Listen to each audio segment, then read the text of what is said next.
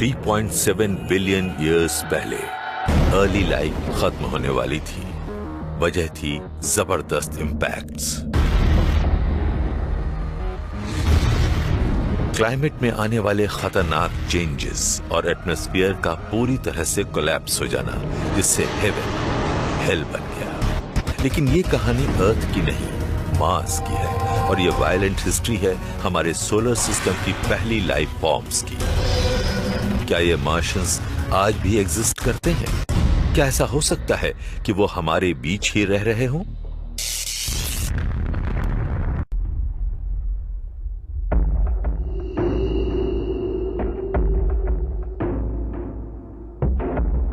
Scientists को लगता है कि शायद कभी मार्स पर लाइफ रही हो। आज हमें वहां जो बंजर इलाका दिखता है, शायद काफी पहले वहां ढेर से मार्शियंस रहते हो। अगर मुझे अपनी किसी वैल्यूएबल चीज पर बेट लगाना हो, अगर मुझे अपनी कार को लेकर ये शर्त लगानी हो कि कभी मार्स पर लाइफ थी या फिर लाइफ का कोई एविडेंस था, तो मैं शर्त लगा दूंगा। यूनिवर्स में लाइफ को क्रिएट करने वाली चीजें खूब बिखरी पड़ी है, और मार्स पर शायद ये चीजें एक जगह इकट्ठा हो सकती थी। अगर लाइफ के लिए जरूरी चीजों की बात की जाए तो ये होती है पानी, organic chemistry, stable surface, thick atmosphere. Well, Mars पर ये सब थे। लाइफ शुरू करने के लिए जो चीजें चाहिए, मार्स पर वो सब मौजूद हैं। मार्स पर लाइफ जरूर रही होगी, और हमने इसकी निशानियां ढूंढने के लिए वहां एक रोबोट आर्मी भेजी है। हमारे रोवर्स, लैंडर्स और सैटेलाइट्स को अभी तक वहां लाइफ नहीं मिली है, लेकिन वहां किसी एक्स्ट्राऑर्डिनरी चीज के एविडेंस जरूर मिले हैं।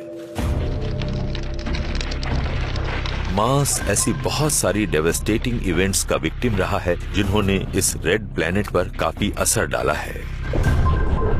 ये बात हमें सोचने पर मजबूर करती है कि वहां मार्शियंस की एक के बाद एक जनरेशन पैदा होती रही होंगी और मार्स की वायलेंट हिस्ट्री के कारण खत्म भी हुई होंगी।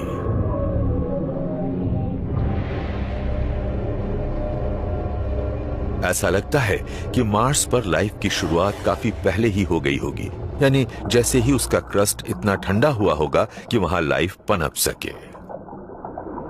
इस शुरुआती लाइफ का सीक्रेट वो क्रूशियल इंग्रेडिएंट रहा होगा जो शुरुआती अर्थ पर भी मौजूद था। ड्राई और हार्श मार्स पर कभी ओशंस होते थे। लाइफ को शुरू होने के लिए चाहिए कार्बन, एनर्जी सोर्स, नाइट्रोजन जैसे न्यूट्रिएंट्स। लेकिन ये तो मार्स पर मौजूद रहे होंगे और ये अर्थ पर भी खूब मिलते हैं, लेकिन इसके लिए एसेंशियल रिक्वायरमेंट तो है लिक्विड वाटर। जरा सोचिए, 4.5 बिलियन ईयर्स पहले मार्स कैसा रहा होगा। मोल्टन रॉक के ठंडे हो जाने से एक सॉलिड क्रस्ट बना होगा और सतह पर पानी जमा होने से शुरुआती ओशंस बने होंगे। Rain clouds steaming volcanic landscape के ऊपर से गुजरते रहते होंगे और पानी के शैलो पूल्स में मार्शियंस पैदा होने लगे होंगे। लेकिन ये शुरुआती एलियंस हमारी साई-फाई मूवीज से ज्यादा सिंपल रहे होंगे। हम मार्स के सरफेस पर चलने वाले छोटे छोटे ग्रीन मैन या वुमेन की बात नहीं कर रहे हैं। हम बात कर रहे हैं उनसे भी छोटे, कहीं छोटे और सिंपल जीवों की, सिंगल सेल्ड लाइफ। वो जाने पहचाने से होंगे, वो अर्थ के बैक्टीरिया जैसे दिखते होंगे, छोटे, टाइनी, गोल और रॉड की शेप वाले। अगर बैक्टीरियल मार्शियन लाइफ की ये जनरेशन वाकई मौजूद थी, तो यह हमारे सोलर सिस्टम में पैदा होने वाली पहली लाइफ थी। ये अर्थ पर लाइफ के आने से बहुत पहले पैदा हो चुकी थी। मार्स के छोटे साइज की वजह से इसकी शुरुआत जल्दी हुई होगी। क्योंकि मार्स अर्थ से छोटा है, तो ये अर्थ के मुकाबले कहीं जल्दी ठंडा हो गया होगा। सोलर सिस्टम की लाइफ में काफी शुरुआत में ही मार्स अर्थ जैसा लगता होगा, जबकि अर्थ उस वक्त ऐसी नहीं थी। आइए सन के बनने के 100 मिलियन ईयर्स के बाद की बात करते हैं। शुरुआती अर्थ का सरफेस तब भी पिघला हुआ था, लेकिन मार्शियन लाइफ एक कहीं छोटी और ठंडी दुनिया में पनपने लगी होगी। मगर शुरुआती मार्शियंस को जिंदगी का मजा लेने का ज्यादा मौका नहीं मिला होगा, क्योंकि स्पेस से उनकी मौत उनकी तरफ रवाना हो चुकी थी। ये कॉस्मिक बॉम्ब इतना बड़ा था कि इसने प्लैनेट की शेप को पूरी तरह अनबैलेंस्ड कर दिया और इसके नॉर्दर्न हेमिस्फीयर को क्रश कर दिया। ज्यादातर प्लैनेट्स गोल होते हैं और आप इस बारे में ज्यादा सोचते नहीं हैं, लेकिन देखा गया है कि मार्स उतना गोल नहीं है जितना होना चाहिए। इसके सदर्न हेमिस्फीयर का एवरेज एलिवेशन नॉर्दर्न हेमिस्फीयर से ज्यादा है। इसका मतलब ये है कि अगर कोई नॉर्थ पोल से चलना शुरू करे और साउथ पोल तक पहुंचे तो वो पूरे वक्त चढ़ाई ही चढ़ता रहेगा।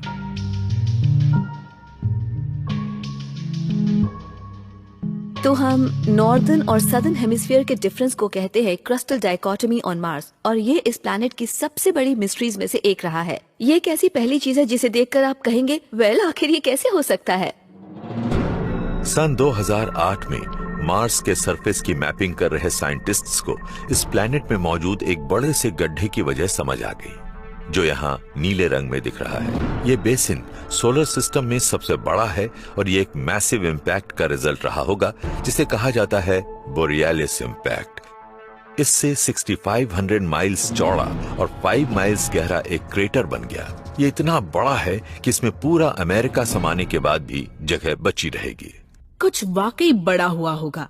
ऐसा लगता है इस प्लैनेट के ऊपर वाला पूरा आधा हिस्सा ही उड़ गया हो, और ऐसा सिर्फ एक बड़े कोलिजन की वजह से ही हो सकता है। हम बात कर रहे हैं एक ऐसे कोलिजन की जो प्लूटो जितनी बड़ी चीज से हुई हो। यहाँ बात हो रही है एक ऐसे इम्पैक्ट की जिससे 65 मिलियन ईयर्स पहले डायनासोर भी खत्म हो गए थे। तो ये कोई छोटा मोटा कोलिजन नहीं रहा होगा। 4.5 बिलियन ईयर्स पहले सोलर सिस्टम एस्ट्रॉयड जैसे टुकड़ों से भरा था, जो मार्स और अर्थ के बनने के प्रोसेस के दौरान बच गए थे। ऐसा ही एक एस्ट्रॉयड बहुत बड़ा था और ये सीधा मार्स से कोलाइड करने के लिए बढ़ रहा था। ऐसे में माइक्रोस्कोपिक मार्शियंस के बचने के लिए कुछ ही सेकंड बाकी रहे होंगे।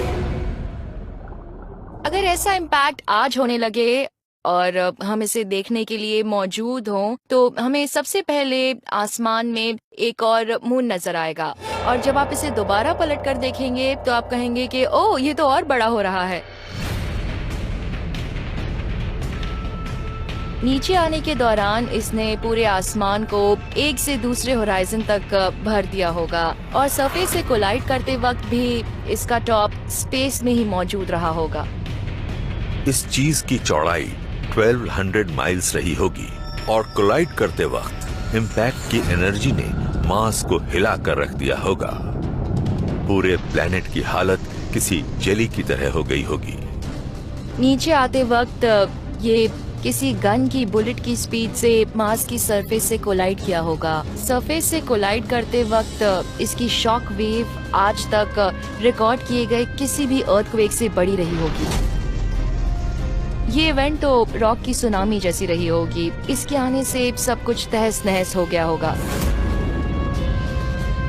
इम्पैक्ट जबरदस्त रहा होगा।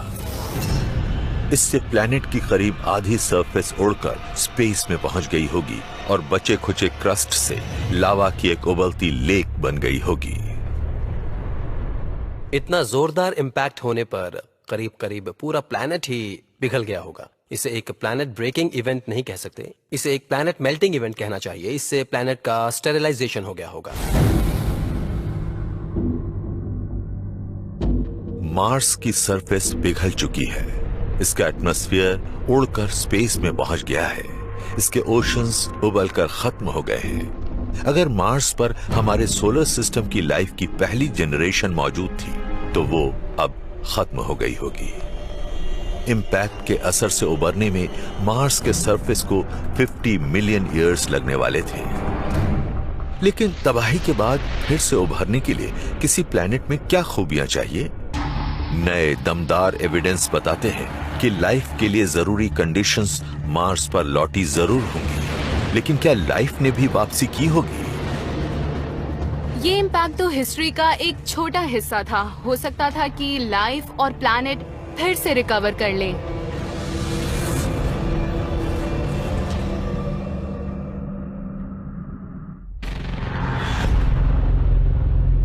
$4.5 बिलियन ईयर्स पहले प्लूटो के साइज का एक एस्ट्रॉयड इन्फेंट मार्स की सरफेस से टकराया। इससे प्लैनेट की सरफेस पिघल गई, एटमॉस्फेयर उड़कर स्पेस में पहुंच गया और ओशंस उबलकर खत्म हो गए। अगर इस प्लेनेट पर लाइफ ने अपने कदम जमाए थे तो वो भी पूरी तरह खत्म हो गई होगी। लेकिन कुछ साइंटिस्ट्स को लगता है कि ये एक्सटिंक्शन थोड़े टाइम का रहा होगा और शायद लाइफ ने यहाँ फिर से नई शुरुआत की होगी। बोरियालिस इम्पैक्ट के 10 मिलियन ईयर्स बाद मार्स इतना ठंडा हो गया होगा कि इसकी सरफेस फिर से सॉलिड बन जाए। इस प्लेनेट पर लाइफ के लिए जरूरी करीब करीब सारी चीजें रही होंगी, लेकिन फिर भी कुछ कमी थी। मार्स की सरफेस सूखी और बिना पानी वाली थी, तो यहाँ लाइफ की शुरुआत नहीं हो सकती थी। मार्शियंस की दूसरी जनरेशन का पैदा होना मुश्किल था। जहां तक हमें मालूम है, लाइफ के लिए पानी एक फंडामेंटल रिक्वायरमेंट है। ईयर 2004 नासा का अपॉर्चुनिटी रोवर मार्स पर लैंड करता है। इसके मिशन का एक हिस्सा ये ढूंढना भी था कि क्या बोरियालिस इम्पैक्ट के बाद मार्स पर फिर से पानी नजर आया था। जल्दी ही अपॉर्चुनिटी को एक फॉसिलाइज्ड सैंड ड्यून की सरफेस पर एक अजीब सी चीज दिखाई पड़ी। ये थे अजीब और गोल मेटेलिक रॉक्स। इन रॉक्स को कहा जाता है ब्लूबेरीज, और ये जेनी रेडेबा जैसे प्लैनेटरी जियोलॉजिस्ट्स के लिए एक इंपॉर्टेंट फाइंड है, क्योंकि फॉसिलाइज्ड सैंड ड्यून्स अर्थ पर भी मौजूद हैं और यूटा के ड्यून्स में भी बहुत सारी ब्लूबेरीज नजर आती हैं। ये बहुत ही एक्साइटिंग है क्योंकि हमने मार्स पर बिल्कुल ऐसी ही चीज देखी है। ब्लूबेरीज आयरन ऑक्साइड के नोड्यूल्स हैं जो जमीन में गहराई पर बनते हैं। ऐसे ही आयरन नोड्यूल्स का मार्स पर बनना इंपॉर्टेंट है, क्योंकि ये बोरियालिस इम्पैक्ट की वजह से प्लैनेट के पिघलने के बाद बने होंगे, और ये बनते हैं पानी से। ऐसी छोटी छोटी ब्लूबेरीज के बनने के लिए जरूरी है कि सैंड ड्यून्स में से बहुत सारा पानी बहता हुआ नीचे आए, और तब ये हर सैंड ग्रेन के आसपास मौजूद आयरन ऑक्साइड्स को भी अपने साथ ले आता है। इस छोटी सी बॉल में भी करीब 1 आउंस आयरन तो होगा, हो सकता है उससे भी ज्यादा हो, और ऐसी किसी ब्लूबेरी में 1 आउंस आयरन तभी समा सकता है जब उसे 1000 गैलन पानी मिले। ब्लूबेरीज सैंडस्टोन में काफी गहराई पर बनते हैं, लेकिन हजारों साल के दौरान विंड इरोजन की वजह से सॉफ्ट रॉक तो घिस जाती हैं, सिर्फ ब्लूबेरीज बची रहती हैं। अगर हम ब्लूबेरीज के इस ढेर के एज तक जाएं, तो हमें वो प्रोसेस नजर आएगा जिसके जरिए ये चट्टान से बाहर निकलती हैं। आप देख सकते हैं इन ब्लूबेरीज के अंदर क्या है, फॉसिल सैंडस्टोन की लेयर्स। हवा इस डायरेक्शन में बह रही है सतह पर नीचे की तरफ, और ये सॉफ्ट सैंडस्टोन्स में से निकलकर बाहर आ रही है। देखिए यहाँ नजर आ रही हैं ये डेंस आयरन नोड्यूल्स, और रॉक से बाहर आने पर ये पहाड़ी के नीचे लुढ़क कर यहाँ लेयर्स के बीच में इकट्ठा हो रही हैं। हम जानते हैं कि मार्स पर भी हमें ऐसी ही कंडीशंस मिली हैं। यहाँ फॉसिल सैंड ड्यून लेयर्स हैं, यहाँ की सरफेस पर ब्लूबेरीज बिखरी पड़ी हैं, तो हम जानते हैं कि जो यहाँ हुआ है वैसा ही मार्स पर भी जरूर हुआ होगा। रॉक की सतह पर बहते पानी ने आयरन इकट्ठा किया होगा, और वहाँ तेज हवाएं भी चल रही होंगी जिनसे फॉसिल सैंड ड्यून्स खिसे होंगे। मार्स की सरफेस पर ब्लूबेरीज तभी बन सकती थीं जब इस रेड प्लैनेट पर पानी होता, और इस कैटास्ट्रोफिक इम्पैक्ट के बाद इसे इसका एटमॉस्फेयर वापस मिल गया होता। सरफेस पर लिक्विड वाटर होने की वजह से लाइफ के लिए जरूरी सभी चीजें एक बार फिर मिली होंगी, ताकि मार्शियंस की एक दूसरी जनरेशन पैदा हो सके। वैली से थोड़ा ऊपर, फॉसिलाइज्ड ड्यून्स से थोड़ा आगे एक और जियोलॉजिकल फीचर है जो मार्स पर भी मिलता है, और इससे पता चल सकता है कि बोरियालिस इम्पैक्ट के बाद कितना पानी फिर से रेड प्लैनेट की सरफेस पर लौटा होगा। ये स्पेस बहुत नैरो है, पर है कमाल की। आप देख सकते हैं कि ये वॉल्स कितनी सीधी और वर्टिकल भी हैं। किसी स्लॉट कैनियन को एक्सपीरियंस करने का यही तरीका है। इस तरह की स्लॉट कैनियंस की शुरुआत अर्थ की सरफेस में छोटी क्रैक से होती है। जब टेक्टोनिक प्लेट्स शिफ्ट करती हैं, तो रॉक में जबरदस्त प्रेशर डेवलप होता है, और फिर ये 2 हिस्सों में बंट जाती है। ये यहाँ और भी गहरी है। ऊपर वाले हिस्से में तो ये क्रैक और भी नैरो है। एक हिस्से से लेकर दूसरे तक ये वॉल बिल्कुल सीधी है। ये वाकई ब्यूटीफुल है। टेक्टोनिक एक्टिविटी की वजह से सरफेस में छोटे क्रैक्स आ सकते हैं, लेकिन इन क्रैक्स को वाइड डीप कैनियंस में बदलने के लिए किसी और चीज की जरूरत पड़ती है।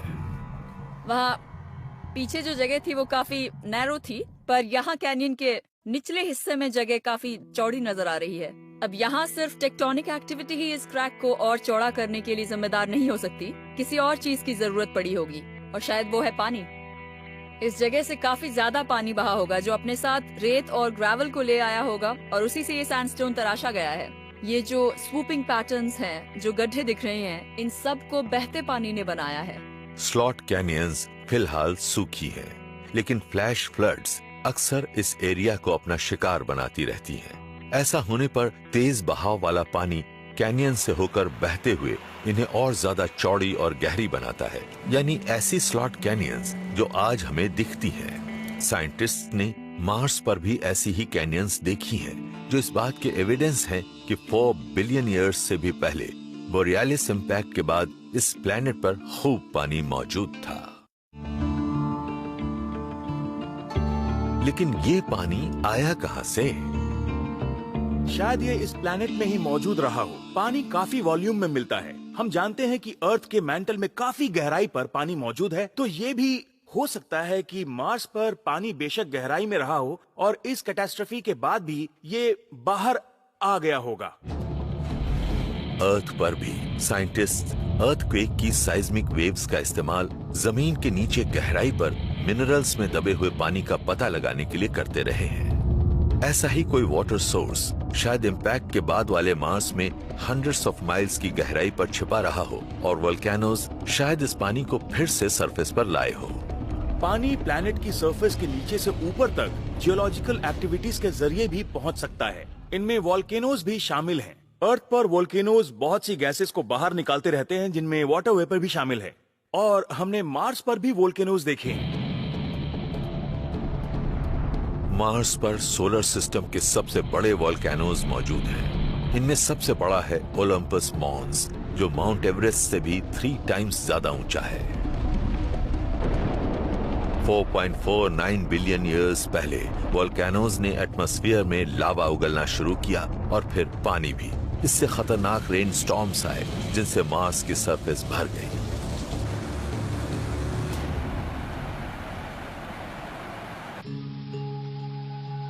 हजारों लाखों साल के दौरान मार्स पानी वाली एक दुनिया बन गया। एक बार फिर यहाँ मार्शंस की दूसरी जनरेशन के पैदा होने के लिए एकदम सही कंडीशंस बन गईं। आपको लगेगा कि जिस तरह मार्स पर एक मैसिव कोलिजन हुआ, उसके बाद तो लाइफ का खेल खत्म हो जाएगा, लेकिन शायद सिचुएशन इतनी सिंपल नहीं है। हो सकता है कि एस्ट्रॉइड के इम्पैक्ट के बाद मार्स पर लाइफ का एक नया साइकिल शुरू हो गया हो। थियरी के मुताबिक 4 बिलियन ईयर्स पहले सोलर सिस्टम में 2 प्लैनेट्स पर लाइफ मौजूद थी। क्योंकि 140 मिलियन माइल्स दूर अर्थ पर लाइफ की शुरुआत हुई ही थी, और अर्थ क्योंकि एक स्टेबल प्लैनेट था, इसलिए एक दिन यहाँ हम जैसे इंसान इवॉल्व होने वाले थे।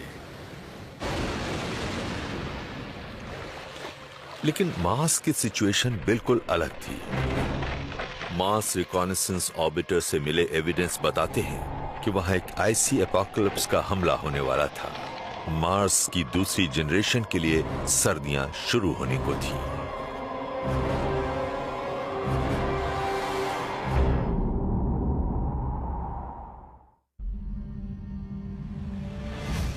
हजारों साल से इंसान ये सोचकर हैरान होते आए हैं कि क्या मार्स पर लाइफ थी, लेकिन 1960s से रेड प्लैनेट की हमारी समझ बढ़ी है, क्योंकि प्रोब्स और लैंडर्स की एक रोबोट आर्मी एक बिल्कुल नए ढंग से यहाँ के सरफेस को एक्सप्लोर कर रही है। मार्स हर मामले में एक सुपर प्लैनेट है, और ये रेड प्लैनेट होने या मार्शियंस की वजह से ऐसा नहीं है।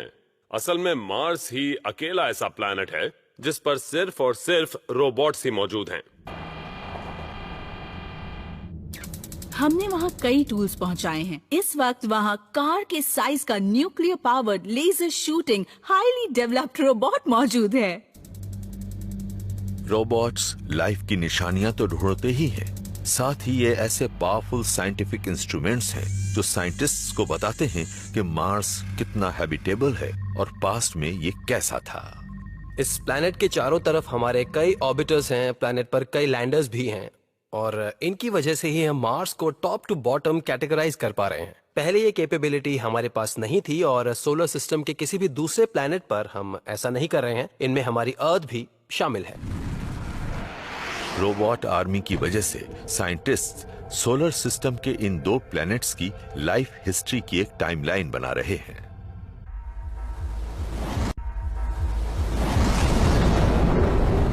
$4 बिलियन ईयर्स पहले अर्थ पर सबसे पहली लाइफ की शुरुआत हुई और छोटे से मार्स पर शायद लाइफ की शुरुआत दूसरी बार हो रही थी। हो सकता है कि अर्थ से पहले ही मार्स पर लाइफ रही हो और ये वाइप्ड आउट हो गई हो और प्लैनेट पर फिर से पानी आने से ये दोबारा शुरू हुई हो। एक प्लेनेटरी कोलिजन की वजह से मार्स के एटमॉस्फेयर और ओशंस के साथ साथ लाइफ भी खत्म हो चुकी थी, लेकिन बड़े बड़े वोल्केनोज प्लैनेट की गहराई से पानी को फिर से सरफेस पर ले आए। इस वजह से शायद लाइफ की एक दूसरी जनरेशन एग्जिस्टेंस में आई होगी, लेकिन प्लैनेट में आए जबरदस्त चेंज की वजह से इन मार्शंस की लिमिट्स का पूरा इम्तिहान हुआ होगा।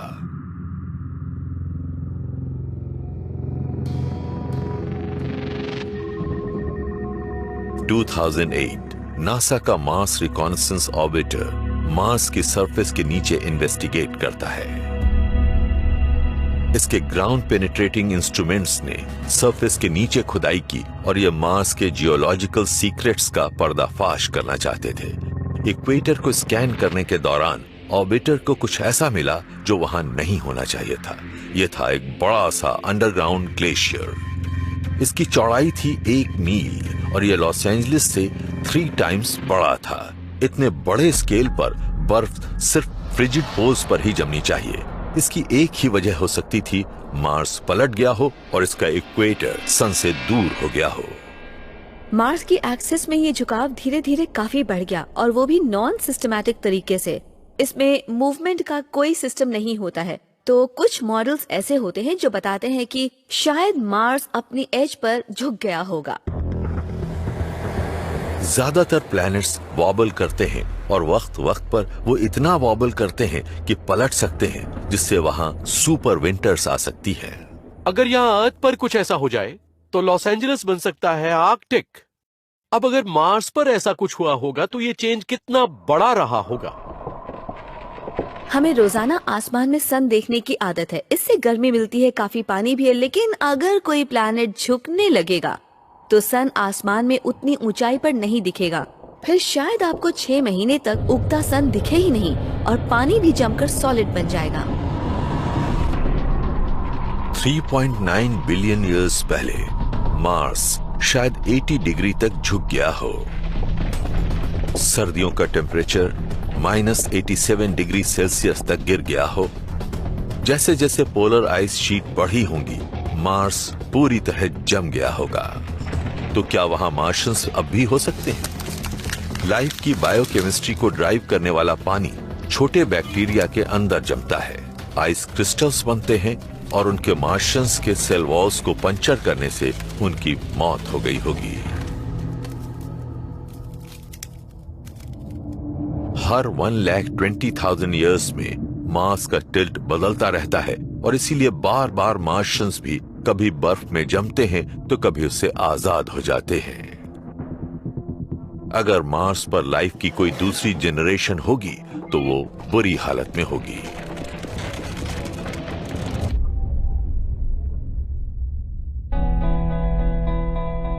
लेकिन यहां अर्थ पर हमारे एंशिएंट एंसेस्टर्स के लिए सिचुएशन आसान रही होगी।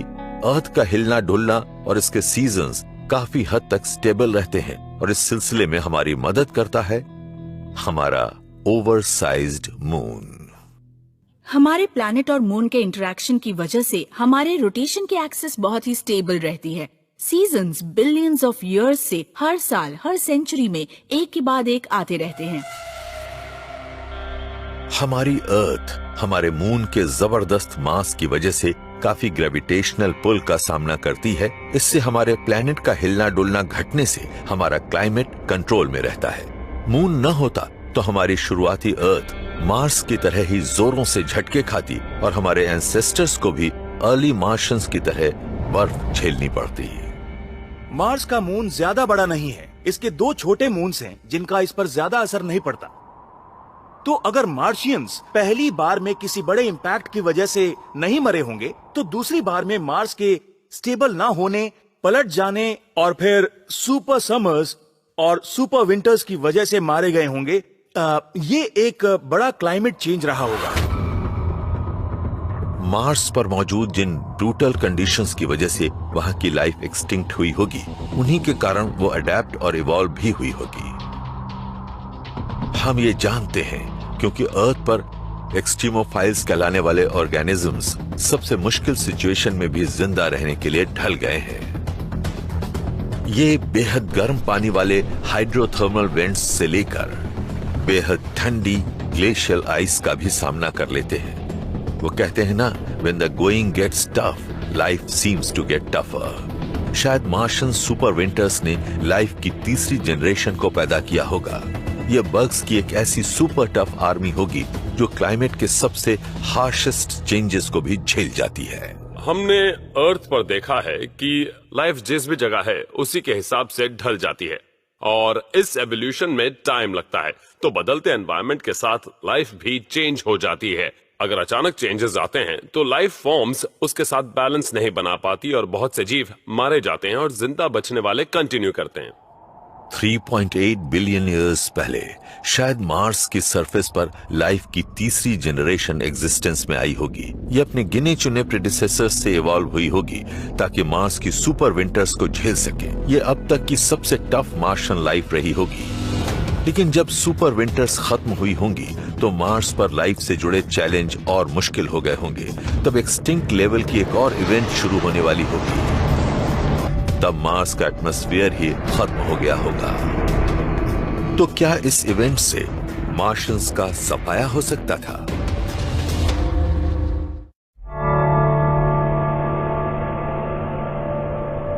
जरा 3.8 बिलियन ईयर्स पहले वाले मार्स को इमेजिन कीजिए। तब ये एक वार्म और वेट वर्ल्ड रहा होगा और यहाँ सुपर टफ बैक्टीरियल लाइफ फलती फूलती होगी। लेकिन ये मार्शियंस प्लेनेट के पहले इनहेबिटेंट्स नहीं थे।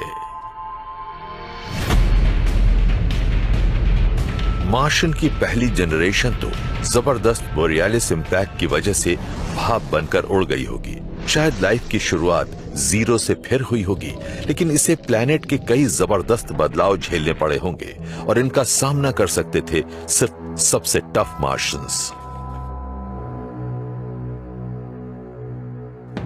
लेकिन अभी एक और तबाही आने वाली थी और ये तो सबसे स्ट्रॉन्गेस्ट मार्शियंस को भी टेस्ट करने वाली थी। इनसे लाइफ के लिए सबसे जरूरी इंग्रेडिएंट छिनने वाला था, यानी लिक्विड वाटर। ये समझना जरूरी है कि किसी प्लैनेट की सरफेस पर लिक्विड वाटर का होना कितना मुश्किल होता है। हम जानते हैं कि अगर लिक्विड वाटर आसपास हो तो लाइफ बड़े आराम से कटती है, लेकिन साथ ही एयर प्रेशर और टेम्परेचर का बैलेंस भी एकदम सही होना चाहिए। अगर एयर प्रेशर नहीं होगा तो लिक्विड वाटर किसी प्लैनेट की सरफेस से भाप बनकर उड़ जाएगा, चाहे टेम्परेचर कुछ भी हो। एक एटमॉस्फेयर की मौजूदगी की वजह से ये एयर प्रेशर जनरेट होता है। ये एटमॉस्फेयर कई मायनों में एक लिड का रोल अदा करता है। ये पानी को स्पेस में जाने से रोकता है, इसलिए एटमॉस्फेयर का होना बहुत जरूरी है। 3.7 बिलियन ईयर्स पहले अर्थ पर गर्म पानी वाले ओशंस और एक थिक एटमॉस्फेयर मौजूद था, लेकिन मार्स पर तीसरी एक्सटिंक्शन लेवल की इवेंट रफ्तार पकड़ रही थी। एटमॉस्फेयर धीरे धीरे गायब हो रहा था और मार्स के ग्रेट ओशंस स्टीम बनकर उड़ने लगे थे। अब दोनों ही प्लैनेट्स की किस्मत उनके मैग्नेटिक कोर्स की ताकत पर टिकी हुई थी। ये पता चला कि अर्थ के एटमॉस्फेयर का एग्जिस्टेंस मैग्नेटिक फील्ड पर टिका हो सकता है, क्योंकि हमारा मैग्नेटिक फील्ड हमें सब एटॉमिक पार्टिकल्स की आंधी से बचाता है, जो हमेशा सन की तरफ से हमारी तरफ चलती रहती है, और हम इसे कहते हैं सोलर विंड। और अगर हमारे पास इन पार्टिकल्स को आराम से कैच और डिफ्लेक्ट करने के लिए एक मैग्नेटिक फील्ड ना होता तो वो सीधे अर्थ के एटमॉस्फेयर से टकराते। मैग्नेटिक फील्ड सोलर विंड्स को सीधे हमारी तरफ आने से रोकता है। अगर हम इस प्रोटेक्शन को गंवा दें तो इस प्लैनेट के लिए खतरा बढ़ जाएगा। अर्थ का मैग्नेटिक कोर 3.45 बिलियन ईयर्स तक काफी स्ट्रांग बना रहा और बेहद गर्म पिघला हुआ आयन प्लैनेट के अंदर ही किसी लावा लैंप की तरह बार बार उलटता पलटता रहा। घूमता हुआ आयन बिजली पैदा करता है और उससे पैदा होने वाली एक मैग्नेटिक शील्ड हमारे एटमॉस्फेयर को सोलर विंड से बचाती है। 3.8 बिलियन ईयर्स पहले मार्स का एक पिघला हुआ कोर और एक मैग्नेटिक फील्ड था, लेकिन किसी वजह से ये शील्ड खत्म हो गई। क्या मार्स का छोटा सा पिघला हुआ कोर इतना ठंडा हो गया कि इनएक्टिव हो गया, या फिर किसी और चीज से मार्शियन लाइफ के इस तीसरे एक्सटिंक्शन की शुरुआत हुई? एक नई और कंट्रोवर्शियल थ्योरी इसके लिए एंशिएंट बोरियालिस इंपैक्ट को जिम्मेदार मानती है। इतने बड़े इंपैक्ट की वजह से कई तरह के टेम्परेचर्स पर असर पड़ सकता है, अंदर वाले गर्म कोर से लेकर बाहर वाले ठंडे मैंटल तक पर। जिस इंपैक्ट की वजह से मार्शियन लाइफ की फर्स्ट जनरेशन खत्म हुई, उसी के कारण प्लैनेट ज्यादा गर्म भी हुआ और आउटर मैंटल का टेम्परेचर बढ़ गया। फिर प्लैनेट के अंदर वाले हिस्से की हीट घटने लगी और मेटल्स का घूमना भी धीरे धीरे रुक गया। अगर टेम्परेचर घटने लगता है तो उसके लिए इतने स्ट्रॉन्ग मैग्नेटिक फील्ड को ड्राइव करना भी मुश्किल हो जाता है। मिलियंस ऑफ ईयर्स के दौरान मार्स के मैग्नेटिक फील्ड ने काम करना बंद कर दिया। जैसे ही मार्स का मैग्नेटिक फील्ड नहीं रहा, इसके लिए अचानक सोलर विंड का खतरा बढ़ गया। सोलर विंड मार्शियन एटमॉस्फेयर को खत्म करके उड़ा सकती थी।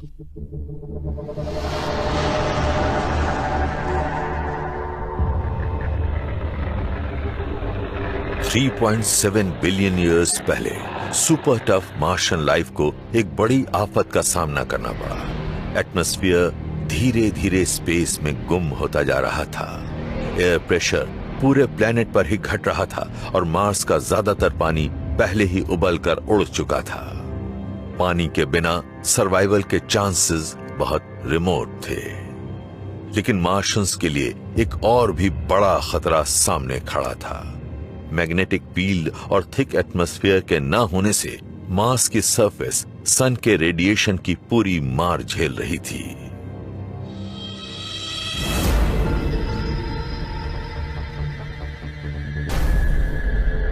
ऐसे में सरफेस पर मौजूद किसी माइक्रोब को बहुत मामूली एटमॉस्फेयर से ही काम चलाना पड़ता है। पानी नहीं होता, सन की जबरदस्त अल्ट्रावायलेट लाइट होती है और पार्टिकल्स हर वक्त टकराते रहते हैं। मार्शियंस पर सोलर विंड से रेडिएशन का बॉम्बार्डमेंट होता रहा होगा। इससे उनके डीएनए फट गए होंगे। बिना एटमॉस्फेयर के प्लैनेट का सरफेस स्टेरिलाइज हो जाता है। मार्स के कोर के इनएक्टिव हो जाने के कारण इस प्लैनेट की जियोलॉजी को बर्बाद कर दिया होगा। हो सकता है कि यह मार्स के खत्म होने की शुरुआत ही हो। जब कोई प्लैनेट जियोलॉजिकली दम तोड़ देता है तो ये बायोलॉजिकली भी जिंदा नहीं रह पाता। किसी प्लैनेट के लिविंग सिस्टम्स को बायोलॉजिकल तरीके से गवर्न और ड्राइव करने के लिए भी जियोलॉजिक प्रोसेसेस की जरूरत होती है। अगर कोई प्लैनेट जियोलॉजिकली एक्टिव होता तो उसका अपना एक साइकिल होता है जो उसे लाइफ को सस्टेन करने और एलिमेंट्स प्रोवाइड करने में मदद करता है। जब कोई प्लैनेट जियोलॉजिकल प्रोसेस की अपनी एबिलिटी गंवा देता है तो वो लाइफ सस्टेन नहीं कर सकता। 3.8 बिलियन ईयर्स पहले मार्स का मैग्नेटिक कोर इनएक्टिव होने लगा। इस प्लैनेट ने अपने मैग्नेटिक फील्ड, अपने एटमॉस्फेयर और सरफेस पर मौजूद लिक्विड वाटर गंवा दिए, जिससे मार्शियन बैक्टीरिया के लिए जिंदा रहना मुश्किल हो गया। लेकिन क्या यह वाकई मार्शियन लाइफ का अंत था? लाइफ बहुत टेनेशियस होती है। इतने जानलेवा बदलावों के बाद भी ये सर्वाइव कर सकती है और ये आज भी वहाँ हो सकती है। ऐसे में मार्शियन लाइफ को जमीन में और गहराई तक जाना था। इस प्रोटेक्टेड सबटेरेनियन एनवायरनमेंट में शायद इसे लिक्विड वाटर का कोई सोर्स मिल गया होगा। और अगर ऐसा है तो क्या मार्शियंस आज भी हमारा इंतजार कर रहे होंगे?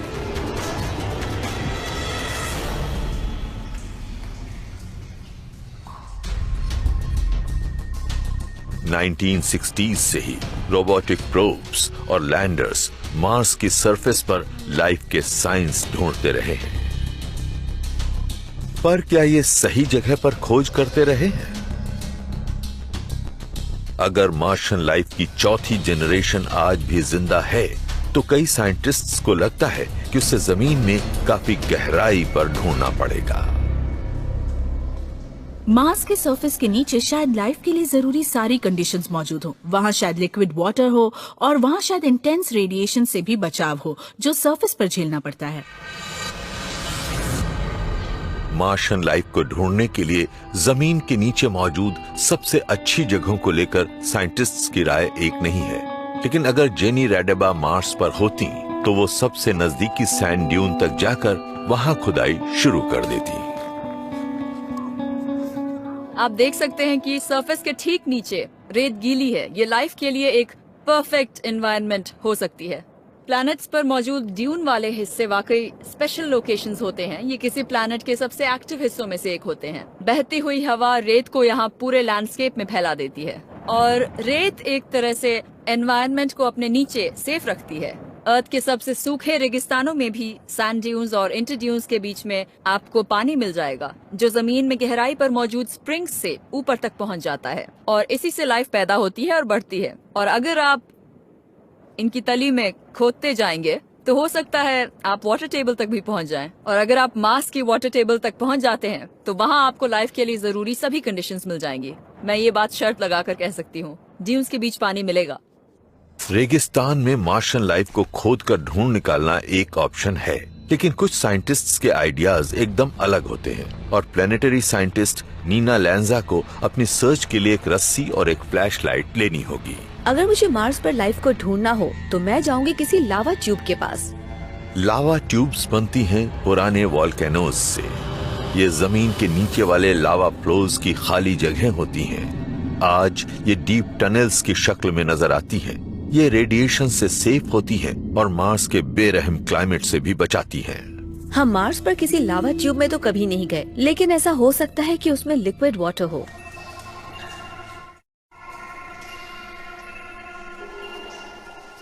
ये हमेशा थोड़ा बहुत प्रेशर झेलती रहती हैं। इन पर काफी मटेरियल मौजूद होता है क्योंकि ये अंडरग्राउंड है, इसलिए इन पर एडिशनल प्रेशर होता है। ये थोड़ी ज्यादा गर्म भी हो सकती है क्योंकि मार्स पर अब भी कुछ न कुछ इंटरनल हीट होगी। हालांकि ये अर्थ के मुकाबले ज्यादा तेजी से ठंडा हुआ है, तो इस एनवायरनमेंट में कुछ मॉइस्चर हो सकता है, थोड़ी गर्मी हो सकती है। आप रेडिएशन से बच सकते हैं। मेरे ख्याल से कोई मार्शियन माइक्रोब यहाँ बहुत खुश रहेगा। मार्स पर लाइफ को ढूंढना इंसान की एक बहुत बड़ी अकॉम्प्लिशमेंट होगी, लेकिन इसमें एक खतरा भी है। कहीं हम अनजाने में ही एक और एक्सटिंक्शन इवेंट की शुरुआत तो नहीं कर देंगे। इंसान अर्थ पर लाइफ के एक्सटिंक्शन के लिए काफी हद तक जिम्मेदार रहा है। तो दिलचस्प क्वेश्चन ये है कि कहीं हम मार्स पर भी ऐसी ही किसी आफत की शुरुआत तो नहीं कर देंगे। अगर किसी दिन ह्यूमंस मार्स तक पहुंच गए तो हम वहां एक इन्वेजिव स्पीशीज होंगे, और अगर वहां किसी जगह कोई मार्शियन लाइफ हुई तो शायद हम ही उसे डिस्ट्रॉय कर देंगे। तो मार्स पर जो भी लाइफ मौजूद है उसे प्रिजर्व करना हमारी एथिकल रिस्पॉन्सिबिलिटी है। प्रॉब्लम हमारी वजह से नहीं है, ये है हमारी बॉडीज के अंदर और उसके बाहर रहने वाले बग्स की वजह से। किसी एवरेज इंसान की बॉडी पर 10 से 20 ट्रिलियन बैक्टीरिया होते हैं। अगर हम मार्स पर जाते हैं तो हम अपने इन छोटे साथियों को भी साथ ले जाएंगे, और इनमें से कोई भी बग मार्शियन लाइफ के लिए एक जानलेवा कंपेटिटर साबित हो सकता है। मार्स रोवर्स को बग फ्री रखना नासा इंजीनियर मुजिगे कूपर का काम है, लेकिन एस्ट्रोनॉट्स को क्लीन रखना एक बिल्कुल ही अलग बात है। हम अपने स्पेसक्राफ्ट हार्डवेयर को कम से कम 50 आवर्स तक 110 डिग्री सेल्सियस तक गर्म करते हैं ताकि मार्स का कंटामिनेशन ना हो। लेकिन स्पेसक्राफ्ट की तरह ह्यूमंस इतना टेम्परेचर नहीं झेल सकते। हम सर्वाइव ही नहीं कर पाएंगे।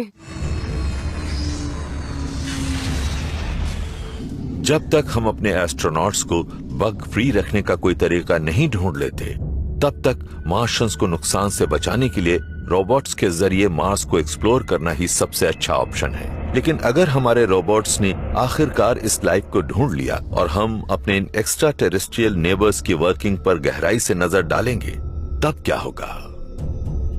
मार्शियंस आखिर दिखते कैसे होंगे? यहाँ अर्थ पर डीएनए वो ऑर्गेनिक मॉलिक्यूल है जिसमें लाइफ की इंफॉर्मेशन मौजूद होती है, लेकिन पता नहीं कि क्या दूसरी जगहों पर भी ऐसा ही होता होगा। मार्स पर ऐसा कोई एविडेंस ढूंढने से हम ये बेहतर ढंग से समझ पाएंगे कि और क्या पॉसिबल है। क्या मार्शियंस हमसे अलग तरह के होंगे? क्या वो अलग मटेरियल्स से बने होंगे? क्या उनकी बायोकेमिस्ट्री अलग होगी? या फिर वो हमसे शॉकिंगली फेमिलियर होंगे? कुछ साइंटिस्ट्स को लगता है कि सबसे शुरुआती मार्शियन लाइफ शायद मार्स पर रुकी ही ना हो। ये सोचना ज्यादा अजीब नहीं होगा कि लाइफ मार्स से कहीं और चली गई हो या मार्स से अर्थ पर आती जाती रही हो। क्या मार्शियंस हमारे प्लेनेट पर भी लाइफ की शुरुआत कर सकते थे? हो सकता है मार्शियंस मरे ना हो सकता है कि मैं मार्शियन हूँ, हो सकता है आप मार्शियन हो।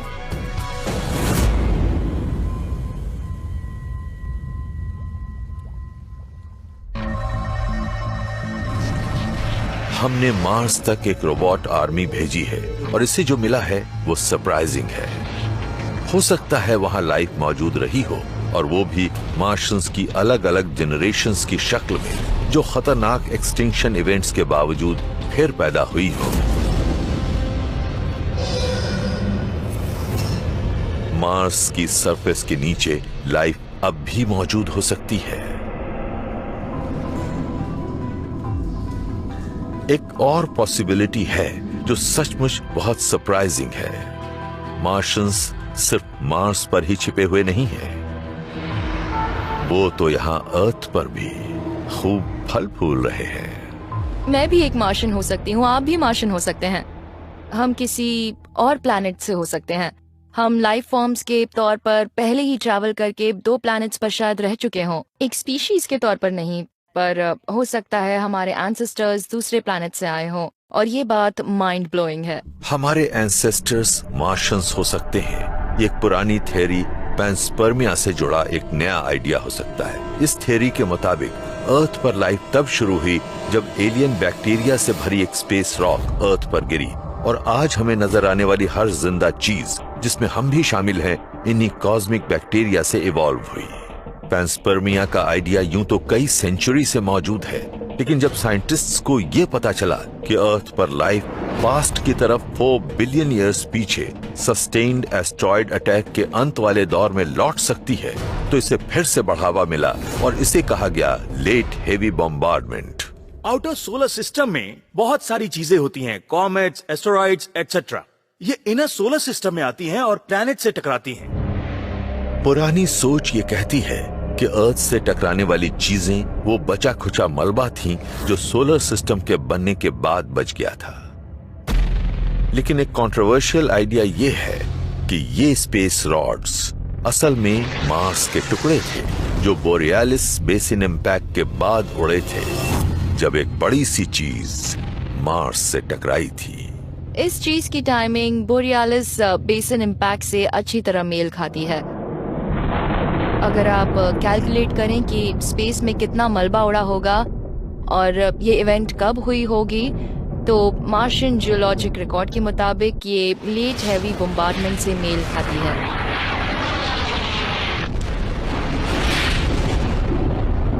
ये हो सकता है कि बोरियालिस बेसिन फॉर्मिंग इम्पैक्ट का मलबा अर्थ पर आकर बरसा हो और इससे लेट हैवी बम्बार्डमेंट हुआ हो, जिससे अर्थ पर मार्स के बैक्टीरियल स्पोर्स की नींव पड़ी हो। ये बस एक अंदाजा है, हम पक्के तौर पर इस बारे में नहीं जानते, लेकिन ऐसी इवेंट का होना फिजिकली पॉसिबल है। तो क्या बोरियालिस इम्पैक्ट की वजह से बहुत छोटे मार्शियंस स्पेस में उड़कर अर्थ तक पहुंचे थे? ये बात अजीब लगती है, लेकिन साइंस के पास एविडेंस है। हम जानते हैं कि सिंपल लाइफ काफी टफ है। ये स्पेस के कोल्ड वैक्यूम में भी सरवाइव कर जाती है, और बोरियालिस इम्पैक्ट की टाइमिंग भी अर्थ पर शुरुआती ऑर्गेनिज्म के पनपने के टाइम से मेल खाती है। हम ये जानते हैं कि मार्स से निकलने वाले रॉक्स अर्थ तक पहुंच सकते हैं, क्योंकि ये आज भी अर्थ पर लैंड करते रहते हैं।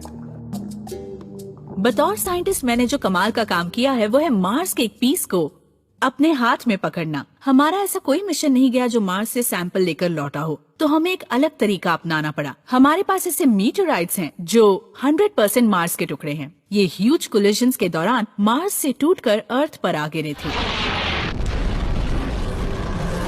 मार्शियंस की 4 अलग अलग जनरेशंस, इनमें से हर एक को एक अलग तरह की प्लैनेटरी कैटास्ट्रोफी झेलनी पड़ी, लेकिन तमाम मुश्किलों के बावजूद मार्शियंस आज भी जिंदा हो सकते हैं। शायद ये अर्थ पर भी फल फूल रहे हों।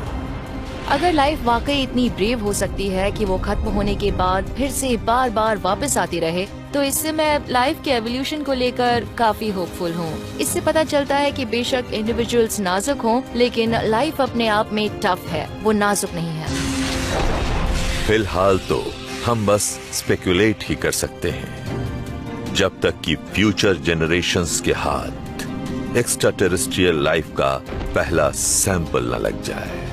उससे सब कुछ बदल जाएगा। हमें एक और एग्जाम्पल मिल जाएगा कि लाइफ कैसे शुरू हुई और ये कैसे काम करती है। और अगर ऐसी कोई चीज जिंदा नहीं भी है, तो ये कभी तो थी। यूनिवर्स कभी पहले जैसा नहीं रहेगा।